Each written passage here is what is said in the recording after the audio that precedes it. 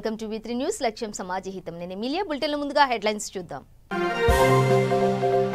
ఎన్నికల ప్రచారంలో పాల్గొన్న సోము వీర్రాజు బల్దియా పీఠం బీజేపీదేనంటూ ధీమా.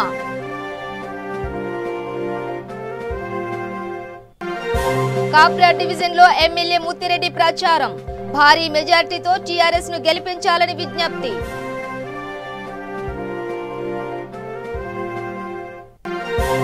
మచిలీపట్నంలో నీట మునిగిన పంటను పరిశీలించిన ఎంపీ నష్టపరిహారం అందించేలా చర్యలు తీసుకుంటామన్న హామీ.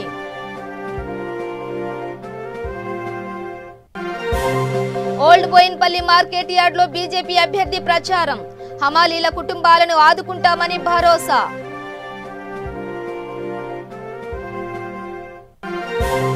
బాలానగర్ డివిజన్ లో ఎమ్మెల్యే సీతక్క పర్యటన టీఆర్ఎస్ ప్రజలను మభ్యపెట్టే ప్రయత్నం చేస్తుందని ఆరోపణ.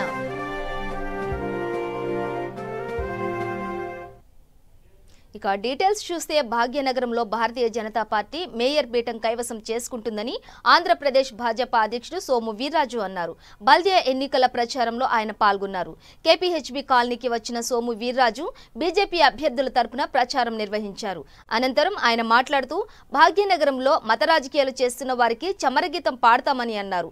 మేయర్ పీఠాన్ని భాజపా కైవసం చేసుకుంటుందని ఆయన ధీమా వ్యక్తం చేశారు.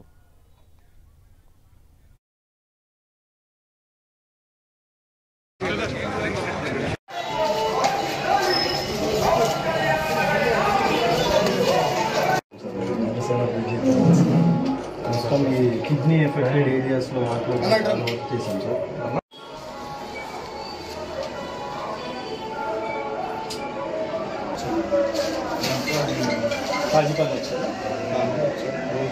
విరాజ్ గారి నాయకత్వం, సోము విరాజ్ గారి నాయకత్వం. జై జై మాతా, జై జై మాతా.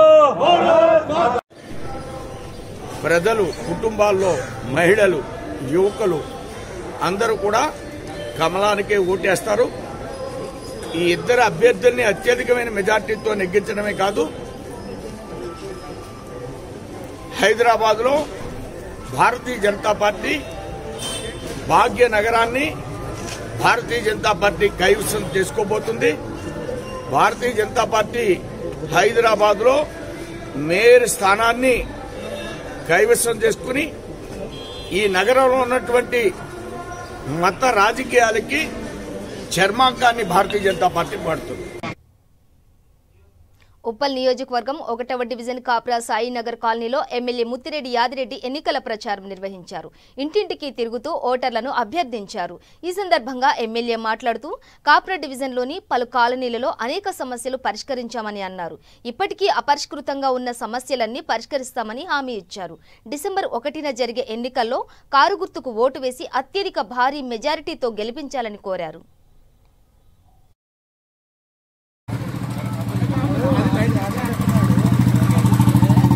జై తెలంగాణ, జై తెలంగాణ. కేసీఆర్ గారి నాయకత్వం వర్ధిల్లాలి, కేటీఆర్ గారి నాయకత్వం వర్ధిల్లాలి. జై తెలంగాణ, జై తెలంగాణ, జై తెలంగాణ, జై తెలంగాణ. సంబంధించిన రాష్ట్రాన్ని అవమానపరిచినట్టు ఖబర్దార్ బీజేపీ. బాధాప్తమే కైవసం చేసుకుని తీర్థం. ఇక్కడ తెలిసిపోయింది మేము మీ ఓటమి, ఇక్కడ తెలిసిపోయింది మీ ఓటమి. మా ముఖ్యమంత్రి కలిస్తే మళ్ళీ ఏమన్నా మొత్తం అటే మరతది ఏం లేదని అనుకుంటాను భయానికి రాయకుండా అమర్యాద మీద ఏదైతుందో బాధాప్త మీరు లెక్క తీస్తే భారతదేశం భూభాగం మొత్తం పారంగా ఇంకా 30% వాటర్ అదనంగా సర్ప్లస్ మిగులుతుంది. లెక్క తీసి చూపించిండు మా ముఖ్యమంత్రి గారు. జవాబు లేదు. భూగర్భ సంపద భారతదేశం ఉన్నటువంటి ఇవాళ దాన్ని కనుక భూగర్భ సంపద వాడితే శిలారూపకంగా లేక నల్ల బంగారం రూపకంగా ఇంకా మినరల్ రూపంగా అనేకమైన భూగర్భ సంపద ఇది నిక్షిప్తమై ఉంది భారతదేశంలో. దాన్ని తీసి వాడితే ఇక్కడ ఉన్న దీన్ని ఎట్లయినా డిస్టర్బ్ చేయాలి, బండి సంజయ్ వల్ల కావట్లేదు అని భయపడి ప్రధానమంత్రి ఇక్కడ అడుగు పెడుతున్నాడు ఎలక్షన్ సమయాన.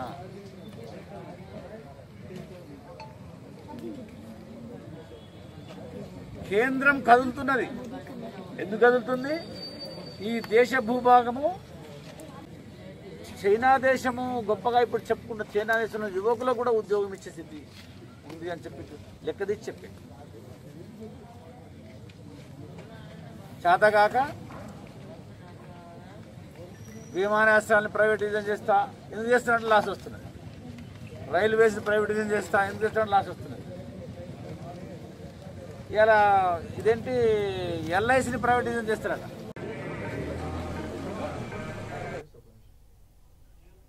తుఫాన్ కారణంగా జరిగిన పంట నష్టాన్ని, రైతుల ఇబ్బందులను ముఖ్యమంత్రి దృష్టికి తీసుకువెళ్లి రైతులను ఆదుకుంటామని మచిలీపట్నం ఎంపీ వల్లభనేని బాలశౌరి తెలిపారు. కృష్ణా జిల్లా అవనిగడ్డ ఎమ్మెల్యే సింహాద్రి రమేష్ బాబు, వ్యవసాయ మిషన్ వైస్ చైర్మన్ ఎంవీఎస్ నాగిరెడ్డితో కలిసి చలపల్లి మండలంలో దెబ్బతిన్న వరి పంటలను పరిశీలించారు.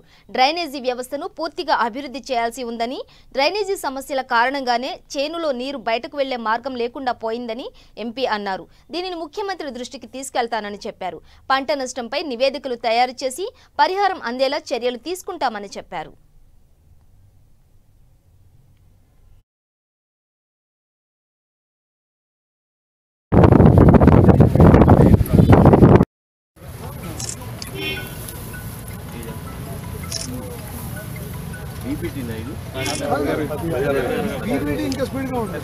దీని పరిస్థితి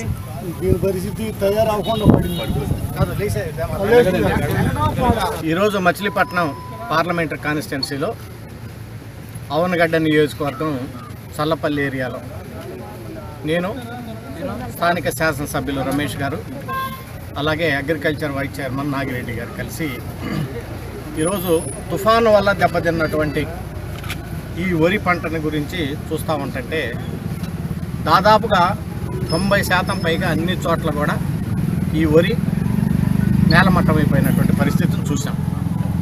రైతులు ప్రధానంగా దీనికి చెప్పేటువంటి కారణం ఈ డ్రైనేజ్ వ్యవస్థ ఎప్పుడో పూర్వకాలం ఉన్నటువంటి డ్రైనేజ్ పోవటం వల్ల నీళ్లు నిల్వ ఉండిపోయి ఉన్నటువంటి పంట ఏదైతే కొద్దో గొప్ప చేతికి అందుతుందనేటువంటిది కూడా అందకుండా పోయేటువంటి పరిస్థితి. ప్రధానంగా ఇక్కడ మనం ఫ్యూచర్లో మున్ముందు చూడాల్సినటువంటి విషయం ఏంటంటే సరే మనకి ఇక్కడ రైతులకు ఆదుకోవటానికి కొంత సహాయం ఏదైతే అందేటువంటి పరిస్థితి ఏదైతే ఉన్నా సరే ఇది ప్రధానమంత్రి గారి దృష్టికి ఈ విషయాన్ని తీసుకెళ్ళి తప్పకుండా ఒక పార్లమెంటు సభ్యుడిగా నా వంతు నేను కూడా కేంద్రం నుంచి కొంత పరిహారం రావడానికి నా వంతు నేను కూడా తప్పకుండా ప్రయత్నం చేస్తాను. వ్యవస్థను మొట్టమొదటగా మెరుగుపరచాలి. అప్పుడే రైతులకి ఇలాంటి చిన్న చిన్న సమస్యలు వచ్చినప్పుడు వాళ్ళ పంట కొద్దో గొప్ప చేతికి రావడానికి ఆస్కారం ఉంటుంది. రెండవది, నిన్న ముఖ్యమంత్రి గారు ప్రకటించారు డిసెంబర్ 15వ తారీఖు లోపు పంట ఎంతైతే నష్టం జరిగిందో ఆ నష్టం అంచనాలు మొత్తం కూడా తయారు చేసేసి ఇవ్వమని చెప్పేసి. మరి గౌరవ ముఖ్యమంత్రి గారు చాలా ఉదారంగా రైతులను ఆదుకోవటానికి ఉన్నారు. ఎంత చేతనైనంత వరకు మరి రెండో పంటకు వేసుకోవడానికి సబ్సిడీకి దాదాపుగా 80% సబ్సిడీతోటి విత్తనాలు ఇవ్వటం కానివ్వండి, ఇప్పుడు జరిగినటువంటి పంట నష్టం ఏదైతే ఉందో ఎంత మేరకు ఇవ్వగలుగుతారో ఒకసారి అధికారులతో కూడా మాట్లాడేసి మరి పంట నష్టపరిహారం కూడా ఇవ్వడానికి కూడా రెడీగా ఉన్నారు. నేను అలాగే శాసనసభ మీద గౌరవ పార్లమెంట్ సభ్యులు చెప్పారు, వ్యవసాయానికి ప్రకృతి ప్రధానం. సో మేమేమో ప్రకృతిని జయించాం, లేకపోతే సముద్రాన్ని కంట్రోల్ చేసాం, లేకపోతే రైన్గల్తో కరువు కంట్రోల్ చేసాం అనే మాటలు ఈ ప్రభుత్వంలో ముఖ్యమంత్రి గారు కానీ మేము కానీ అటువంటి మాటలు మేము చెప్పారు. ఈ సంవత్సరం తీసుకున్నప్పుడు మొట్టమొదటి నుంచి కూడా అధిక వర్షాలు ఉంటాయి. సో సెప్టెంబర్ నెల వరకు జరిగిన నష్టాన్ని అక్టోబర్ నెలలోనే ఇన్పుట్ సబ్సిడీ ఇచ్చేయడం జరిగింది. అలాగే అక్టోబర్ నెలలో జరిగిన నష్టానికి మళ్ళీ ఇన్పుట్ సబ్సిడీ ఇచ్చేయడం జరిగింది. ఇప్పుడు మళ్ళీ నవంబర్లో అది ఇన్పుట్ సబ్సిడీ అనేది ఇక్కడి నుంచి మొక్కజొన్న కొనుగోలు ప్రభుత్వం కొనుగోలు చేయకపోతే 1100కు 1200కు అమ్ముకునే పరిస్థితులు ఇక్కడే మొట్టమొదటి కొనుగోలు సెంటర్ మొక్కజొన్న కొనుగోలు సెంటర్ని కూడా ఓపెన్ చేసాం. ఇప్పుడు కూడా రైతులు అడిగేదాంట్లో ఒకటి డ్రైనేజ్ ప్రాబ్లం, రెండోది రంగు మాసిన లేకపోతే FAQ నార్మ్స్.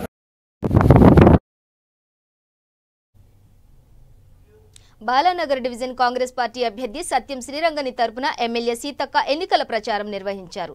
ఇందిరానగర్, రాజీవ్ నగర్, ఎన్టీఆర్ నగర్లో పర్యటించిన అనంతరం సీతక్క మీడియాతో మాట్లాడారు. కాంగ్రెస్ హయాంలోనే అభివృద్ధి పనులు జరిగాయని అన్నారు.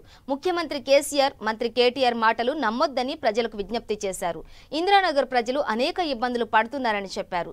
రాష్ట్ర ప్రభుత్వం ప్రజలను మభ్యపెట్టే ప్రయత్నంలో ఉందని ఆరోపించారు. ఇందిరానగర్, ఎన్టీఆర్ నగర్ ఎంపీ గారు రేవంత్ రెడ్డి గారు ఇస్తే దాన్ని ఆపే ప్రయత్నం చేసాం. నీ 70,000 కోట్ల వాటా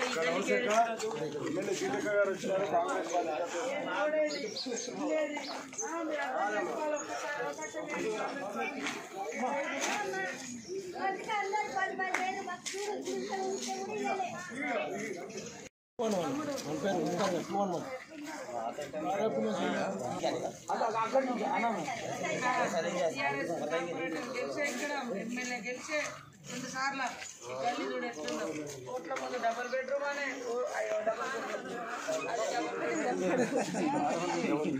70,000 కోట్లతో కేటీఆర్ చేసిన అభివృద్ధి.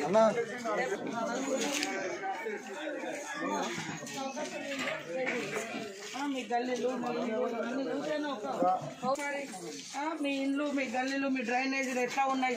ఎమ్మెల్యే అధికార పార్టీ, కార్పొరేటర్ అధికార పార్టీ.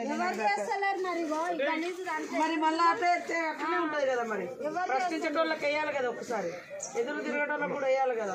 ఒకసారి ఓటేసి రేవంత్ అని పరిస్థితి చూసి పైసలు ఆపి చేయలేదు. ఒక అవకాశం ఇవ్వండి రేవంత్ రెడ్డికి. రేవంత్ రెడ్డి గెలిచిన తర్వాత వెంటనే కావాలని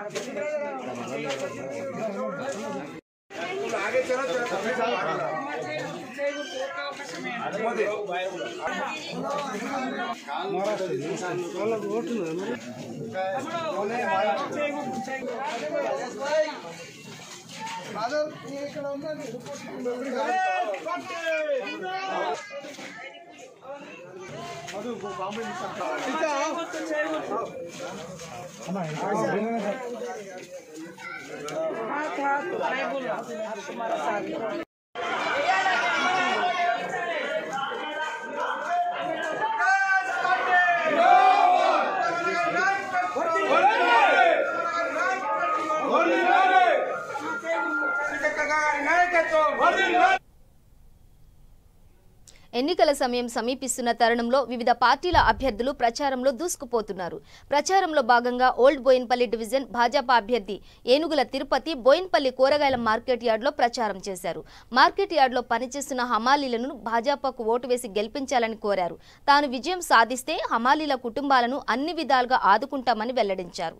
మార్కెట్ యార్డ్లో కూరగాయల బస్తాలు ఎత్తి హమాలీల మనసు దోచుకున్నారు. ప్రచార సమయంలో ప్రజల నుండి మంచి స్పందన వస్తుందని, తాను ఓల్డ్ బోయిన్పల్లి డివిజన్ లో భాజపా జెండా తప్పకుండా ఎగరవేస్తానని ఈ సందర్భంగా తిరుపతి ధీమా వ్యక్తం చేశారు.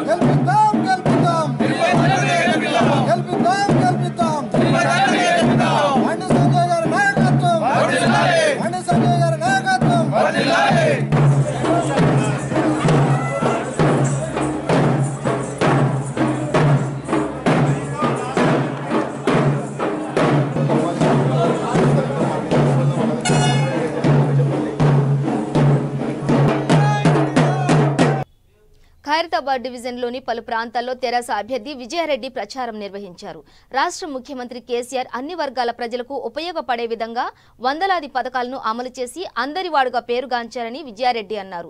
రాష్ట్ర ప్రభుత్వం చేపట్టిన సంక్షేమ పథకాలకు దేశవ్యాప్తంగా గుర్తింపు లభించిందని, ప్రచారంలో ప్రజల నుండి తెరాసకు మంచి స్పందన లభిస్తోందని చెప్పారు. ఈ ఎన్నికల్లో కూడా టీఆర్ఎస్ అభ్యర్థికి ఓటు వేసి గెలిపించాలని కోరారు.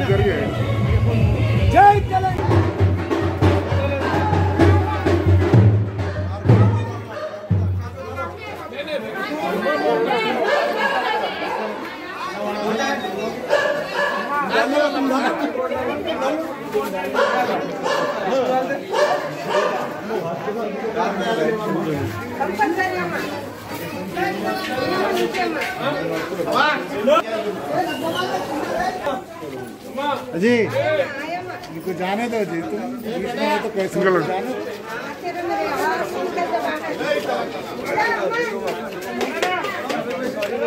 జరిగే ఇంకా రూమ్ తీసుకో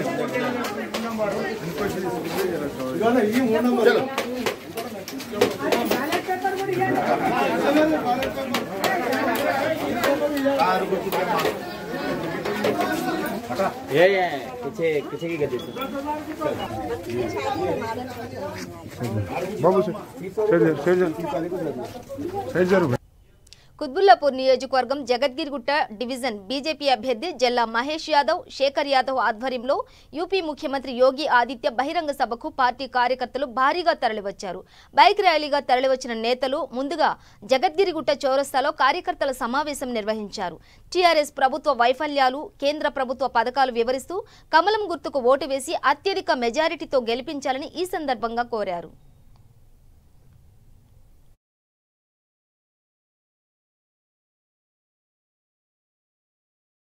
ప్రజలు లేరు కాబట్టి మీకు ఒకటే తెలుస్తున్నాను, ఖచ్చితంగా జిఎస్ఎంసీ నిధులతోటి సుమారుగా ఒక 500 నుంచి 1000 మంది ఫంక్షన్ చేసుకునే విధంగా ఫంక్షన్ హాల్ ఏర్పాటు చేస్తారని చెప్పేసి మీ అందరూ సమర్పణ చేస్తున్నాం.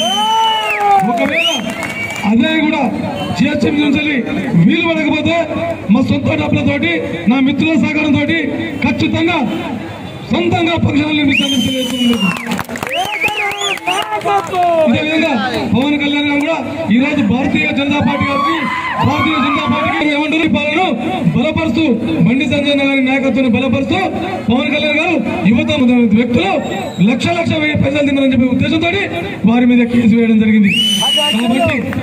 కాబట్టి 2 లక్షలు 3 లక్షలు కొన్ని లక్షల రూపాయలు, సుమారుగా కొన్ని లక్షల రూపాయలు దోచుకున్నట దానికి వ్యతిరేకంగా కేసు వేయడం జరిగింది. నేను అదే విధంగా చెప్పాను, రాజకీయ ప్రజలు కూడా న్యాయమంత్రి హోంశాఖ సభ్యులు కిషన్ రెడ్డి గారు, మరి ఎంపీ అరవింద్ గారితో మాట్లాడిపించి మీ కేసు విడ్డా చేపిస్తా, మీరు నిశ్చితంగా పండుకోవచ్చు అని చెప్పేసి భారతీయ జనతా పార్టీ నుంచి వారికి హామీ స్పష్టమైన హామీచ్చింది. ఇప్పటికైనా రాజకీయ ప్రజలు ఆలోచించాలి. టీఆర్ఎస్ పార్టీ ముందు ఓడేమో కొలవటం చదువు. ఒక్క నిమిషం ప్లీజ్. ఒక్క నిమిషం బుక్ చేసుకొని కృష్ణా జిల్లా పెడన నియోజకవర్గంలో తుఫాన్ వల్ల దెబ్బతిన్న పంట పొలాలను కృష్ణా జిల్లా కలెక్టర్ ఇంతియాజ్, పెడన ఎమ్మెల్యే జోగి రమేష్ పరిశీలించారు. రైతులకు తగిన విధంగా సహాయం చేస్తామని కలెక్టర్ చెప్పారు. డిసెంబర్ 31 లోపు రైతులకు నష్టపరిహారం అందించేలా ప్రభుత్వం తరపున చర్యలు తీసుకుంటామని ఎమ్మెల్యే జోగి రమేష్ చెప్పారు. ఈ కార్యక్రమంలో మచిలీపట్నం ఆర్డీఓ కాజావలి, తహసీల్దార్, వైఎస్ఆర్సీపీ పార్టీ నాయకులు పాల్గొన్నారు.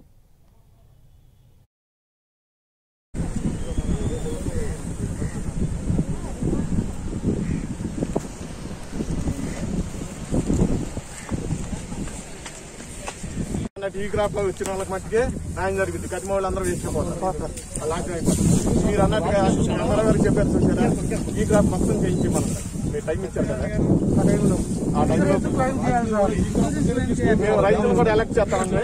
ఎందుకంటే రైతుల లోపల కూడా ఉందండి, అధికారులే కాదండి, రైతులు కూడా ఏంటంటే వాళ్ళ పనుల మీద పడి ఈ క్రాప్ చేయించుకోవాలి. ఆ చేయించుకోకపోవడం ఏం జరిగిందంటే ఇప్పుడు ఈ క్రాప్ ప్రాంతం అవ్వాలి, ఇంకా 30% ఈ క్రాప్ ఉందండి. చాలా మంది ఉంటారు సార్, 50% ఏమో క్రాప్ చేయించుకున్న వాళ్ళు ఉన్నారు సార్. మా దాదాపు 30% గ్యారెంటీ అండి. దయచేసి మాకు ఇవన్నీ మాత్రం ఇన్సూరెన్స్ మాత్రం తప్పనిసరిగా మీరు 2 రోజులు చేపిస్తే మొత్తం రైతు బతకలేడు, రైతుకి చేస్తాం. నివార్ తుఫాన్ మూలంగా భారీ వర్షాలు కురిసిన వేళ కృష్ణా జిల్లాలో చాలా మండలాల్లో పంట నష్టం జరిగింది. ఏదైతే మనకు హార్వెస్టింగ్ స్టేజ్కి వచ్చి చేతికి పంట అందే సమయంలో మరి ఈ విధంగా భారీ వర్షాలు కురిసి సుమారు 34 మండలాల్లో 94,000 హెక్టార్ల మనకు వరి పంట నష్టం జరిగిందని వ్యవసాయ అధికారులు అంచనా వేశారు. మరి ఏ విధంగా నష్టం జరిగిందని ఈరోజు పెడన నియోజకవర్గంలోని గూడూరు, పెడన, బంటుమిల్లి, కుత్తివెన్ను ఈ మండలాలన్నీ తిరిగి ఇక్కడ మనకు పంటల వద్ద రైతులతో మరి వాళ్ళ సమస్యల్ని ఏ విధంగా పంట నష్టం జరిగిందో మనకు విచారణ చేసి వెళ్ళడం జరుగుతుంది. Thank you. చేతికొచ్చే పంట అకాలమైన ఈ నిహార్ తుఫాను వల్ల రైతులు పూర్తిగా నష్టపోయారు. దీన్ని గమనించిన ముఖ్యమంత్రి గారు నిన్న కేబినెట్ మీటింగ్లో కూడా అధికారులను ఆదేశించడం, త్వరితగతిన జిల్లా కలెక్టర్ గారిని నిన్న నేను స్వయంగా ఐఏబీ మీటింగ్లు కోరటం, వారు తక్షణం పెడన నియోజకవర్గంలో పెద్ద ఎత్తున రైతాంగం నష్టపోయారు, స్వయంగా చూడటం కోసం 4 మండలాలు కూడా పర్యటన చేస్తూ ఉన్నారు. గూడూరు తిరిగాం, పెడన, బొంటుమల్లి, ఇప్పుడు కుత్తివెన్ను మండలం కూడా సుమారుగా 25,000 హెక్టార్ల పంట నష్టం ఒక పెడన నియోజకవర్గంలో జరిగింది. పూర్తి స్థాయిలో అధికారులని ముఖ్యమంత్రి గారు ఆదేశించారు, కలెక్టర్ గారు ఆదేశించారు. ఇన్పుట్ సబ్సిడీతో పాటు ఇన్సూరెన్స్ కూడా క్లెయిమ్ చేసే విధంగా, వచ్చే విధంగా, రైతుల్ని పూర్తిగా ఆదుకునే విధంగా ముఖ్యమంత్రి గారు మీరు చూశారు. ఇంతకుముందు 2-3 సంవత్సరాల క్రితం పంట నష్టం జరిగితే 2-3 సంవత్సరాలు కూడా ఎవరో కూడా పంట నష్టం ఇచ్చే పరిస్థితి కాదు.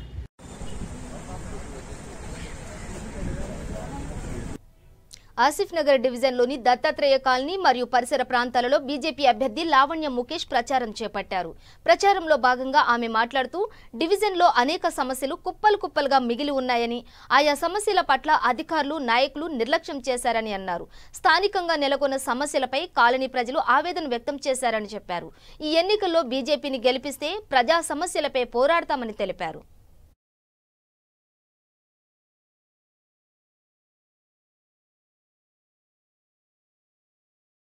ప్రజలందరికీ నమస్కారము. నా పేరు శ్రీ లావణ్య ముఖేష్. నేను ఆసిఫ్ నగర్ డివిజన్ 72వ వార్డు కార్పొరేట్ అభ్యర్థిగా పోటీ చేస్తున్నాను. నేను ఇవాళ మా ప్రచారంలో 6వ రోజు ఇది. మా ప్రచారంలో భాగంగా ఇవాళ మేము దత్తాత్రేయ కాలనీ రావడం జరిగింది. ఇక్కడ దత్తాత్రేయ కాలనీలో మేము ప్రచారం చేస్తున్నాము. ఇక్కడ అంతా కాలనీస్ ఉన్నాయండి. మేము కాలనీలో ప్రతి అపార్ట్మెంట్ లో ప్రతి ఫ్లాట్ కి వెళ్లేసి మేము డోర్ టు డోర్ క్యాంపెయిన్ చేస్తున్నాం, డోర్ టు డోర్ ప్రచారం చేస్తున్నామని. వాళ్ళ దగ్గర నుండి మాకు చాలా బాగా రెస్పాన్స్ వస్తుందండి. వాళ్ళకి ఏంటంటే కొద్దిగా చిన్న సమస్యలు ఉన్నాయి. ఏంటంటే రోడ్డు వేయించాలి, స్ట్రీట్ లైట్స్ కరెక్ట్ గా లేవు, ఈ సమస్యలు ఉన్నాయండి వాళ్ళు చెప్పారు. కానీ మాకైతే ఈసారి కంపల్సరిగా మా బీజేపీ పార్టీ తప్పనిసరిగా గెలుస్తుంది అని నేను నమ్ముతున్నానండి. పూర్తి విశ్వాసం నాకు ఉందండి.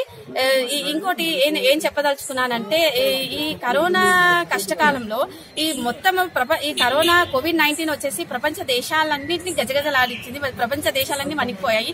అలాంటి టైంలో కూడా మన దేశ ప్రధానమంత్రి నరేంద్ర దామోదర్ దాస్ మోడీ గారు మన అందరికీ వెన్నుతట్టి నేనున్నాను అని చెప్పి మనకు అభయ హస్తం ఇచ్చి ముందుకు నడిపించారు.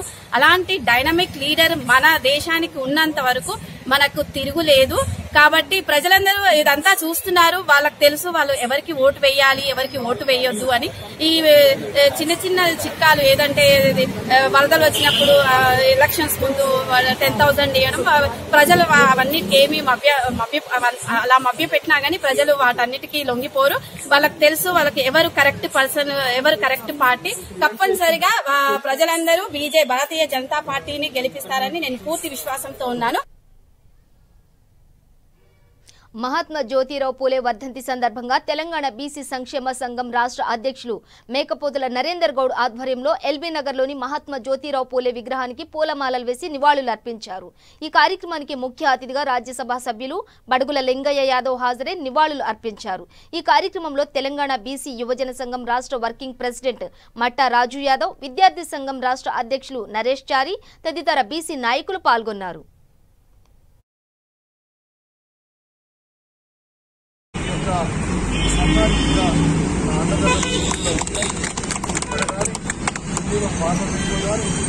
ఏ సందర్భం వచ్చిన గౌరవ ముఖ్యమంత్రి గారు కూడా కేసీఆర్ కూడా తెలంగాణ రాష్ట్రం తర్వాత పూలే ఆశయ సాధన కోసమే ఈనాడు జ్యోతిరావు పూలే కూడా పాఠశాల సుమారు 1000 పాఠశాలను నిర్మించి ఒక్కొక్క విద్యార్థికి సంవత్సరానికి లక్షలాది రూపాయలు ఖర్చు చేసి ఎస్సీలకు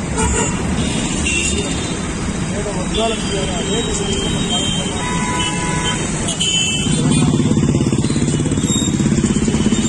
అందరూ కూడా జ్యోతిరావు పూలే వర్ధంతి సందర్భంగా అందరికీ ప్రత్యేకమైన శుభాకాంక్షలు తెలియజేస్తూ నన్ను ఆహ్వానించి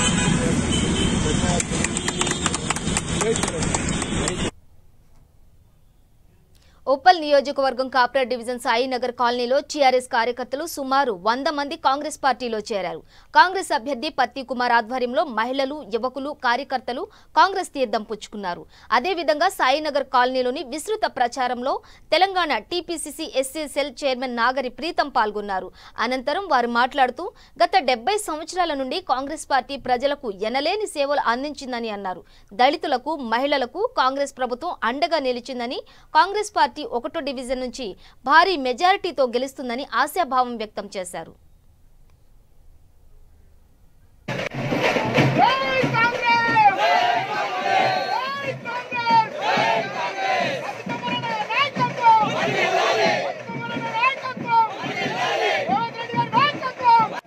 అప్పుడు రాజిరెడ్డి సాబ్ ఎమ్మెల్యే ఉన్నప్పుడు పనులు చేద్దామమ్మా, పనులు చేస్తా, నేనేమో ఎక్కడికెళ్ళో ఇడికి రాలేదమ్మా, నేను పుట్టిందే ఇక్కడ కాప్రా డివిజన్లోనే పుట్టినా, వంపుగూడలోనే ఉంటానండి నా ఇల్లు. ఆస్తులు సంపాదించుకునే ఆశ అయితే నాకు లేదమ్మా. సంపాదించుకోవాలంటే నాకు అన్నో తమ్ముడో కుటుంబ ఉండాలి, ఎవరు లేరు నాకు 2 బిడ్డలే. అలాగే ఒక ఇంటికి పెళ్లి చేసి ఇస్తే అయిపోతుంది. నాకెందుకమ్మా ఇంకా ఆస్తులు? సేవ చేయడానికి వచ్చినా మీ అందరికీ పనిచేస్తామా, ఒక్కసారి అవకాశం ఇది. భారీ స్థాయిలో యువకులు మరియు సీనియర్ ఉద్యమకారులు, మహిళలు భారీ ఎత్తున ఈరోజు కాంగ్రెస్ పార్టీలో జాయిన్ కావడం జరిగింది. దానిలో ముఖ్య ఉద్దేశము పత్తి కుమార్ మీద ఒక నమ్మకము, కాంగ్రెస్ పార్టీ మీద ఒక నమ్మకము, అతి ముఖ్యంగా రేవంత్ రెడ్డి గారి నాయకత్వం మీద కూడా ఈరోజు ఒక నమ్మకం కుదిరించుకొని ఈరోజు ఆనాడు తెలంగాణ రావాలని చెప్పి ఆత్మగౌరవం గురించి ఎవరైతే జెండా పట్టుకొని తిరిగిన శంకర్ నాయక్, రాజు నాయక్, వినోద్, అమృత, అంబి, సుక్కిని, వీళ్ళ ఆధ్వర్యంలో ఈరోజు కాంగ్రెస్ పార్టీ పట్ల ఆకర్షితున్నాయి. టీఆర్ఎస్ పార్టీలో మా బాలునాయక్ అన్న అవమానాలు ఎదుర్కొని పార్టీ పుట్టినప్పటి నుంచి ఈ రోజు వరకు టీఆర్ఎస్ తెలంగాణ అని చెప్పి ఏ రోజైనా ఒక్కరోజు నాకు న్యాయం జరగకపోతుందా, నేను కొట్లాడినందుకు ప్రతిఫలం దక్కకపోతుందా అని చెప్పి ఆలోచన చేసి ఈ రోజు వరకు టీఆర్ఎస్ పార్టీలో ఉన్న రూపాయలు ముఖం చూసి బొట్టు పెట్టిపోయారు. వీళ్ళు నా వాళ్ళు, నీకు 7,000 నాకు 3,000 అన్నారు లాస్ట్కు. అట్లా వాళ్ళ మాట ఇన్న వాళ్ళకి పైసలు ఇచ్చి పోయిన మిగతా వాళ్ళకి పైసలు ఇవ్వలే. సగం సగం అంటే మా సోదరుడు చెప్తుండు అట్లా కూడా జరిగింది. అంటే వాళ్ళు గెలిస్తే మళ్ళా మనకు పనిచేయడం కాదు, మళ్ళా మనల్ని పీడించుకోవడం ఖాయము. ఇలా చెప్తున్నా కదా, వాళ్ళు డబ్బుల సంచులతో వస్తారు, మభ్య పెడతారు. అమ్మ మీకు ఎన్ని ఓట్లు ఉన్నాయి, నీకు 2000 ఇస్తా, నీకు 3000 ఇస్తా, నీకు 1000 రూపాయలు ఇస్తా అని చెప్పేసి వాళ్ళు పైసలు ఇచ్చి పోయి. మీరు గతంలో టీఆర్ఎస్ పార్టీ జెండా పట్టుకొని మీరు ఎన్నో సమస్యలు ఎదుర్కొన్నారు. కానీ మీరు ఇప్పుడు కాంగ్రెస్ పార్టీలో వచ్చారు. టీఆర్ఎస్ ప్రభుత్వం వల్ల మీకు ఏర్పడిన చేదు అనుభవాలు ఏమున్నాయో తెలియపరచండి. అంటే మనకు ఉద్యమంలో చాలా పనులు చేసిన, రాష్ట్ర స్థాయికి చేసిన, డివిజన్ స్థాయికి ఎస్టీసీలు కూడా చేసిన, మేడ్చల్ స్థాయి టీఆర్ఎస్ కేవీలో కూడా చాలా. బులెటిన్ ముగించే ముందు హెడ్లైన్స్ మరోసారి. ఎన్నికల ప్రచారంలో పాల్గొన్న సోము వీర్రాజు, బల్దియా పీఠం బీజేపీదేనంటూ ధీమా.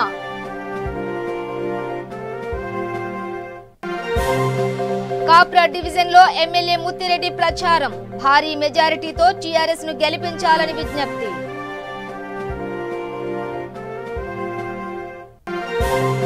మచిలీపట్నంలో నీట మునిగిన పంటను పరిశీలించిన ఎంపీ, నష్టపరిహారం అందించేలా చర్యలు తీసుకుంటామని హామీ.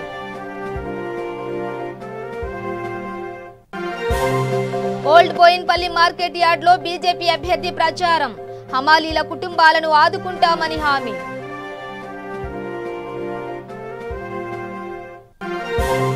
బాలానగర్ డివిజన్ లో ఎమ్మెల్యే సీతక్క పర్యటన, టీఆర్ఎస్ ప్రజలను మభ్యపెట్టే ప్రయత్నం చేస్తోందని ఆరోపణ. ఇవి బులెటిన్ డీటెయిల్స్. చూస్తూనే ఉండండి V3 న్యూస్, లక్ష్యం సమాజ హితం.